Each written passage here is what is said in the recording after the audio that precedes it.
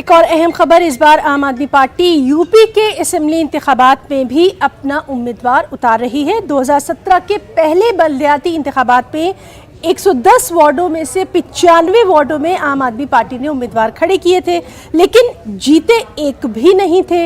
इसी तरह 2019 के इंतखाबात में डॉक्टर महमूद रहमानी को आपने लोकसभा का उम्मीदवार बनाया था, लेकिन वो भी हार गए थे।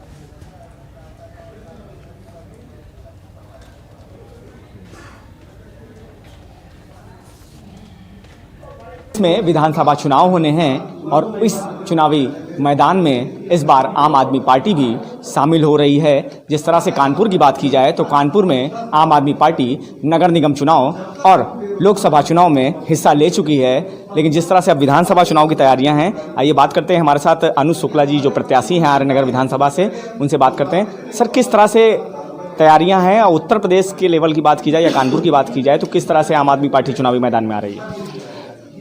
देखिए, आम आदमी पार्टी पूरी तरह से कमर कस चुकी है।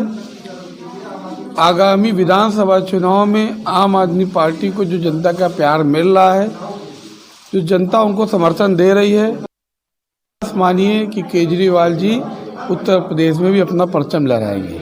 वादों की बात की जाए सर, वादों में जिस तरह से बिजली मुफ्त और भत्ते की कई उसमें आप लोगों के पार्टी ने वादे किए हैं, उसको कैसे पूरा किया जाएगा? क्योंकि जो उत्तर प्रदेश की जनसंख्या है वो तकरीबन 26 करोड़ है, तो कैसे वो मुमकिन होगा? देखिए, पहली बात तो आपने जो कहा कि वादे नहीं, हम संकल्प लेते हैं। आम आदमी पार्टी का इतिहास है कि उन्होंने जो भी संकल्प लिया है उसको जनता के सामने खरा उतारा है। तो जिस तरह से आपने देखा कि साफ तौर से हमारे साथ जो आम आदमी पार्टी के प्रत्याशी हैं, उनका कहना है कि किन मुद्दों के साथ और किन वादों के साथ वो चुनाव में आ रहे हैं। कानपुर से संदीप सरिता, न्यूज़ 18।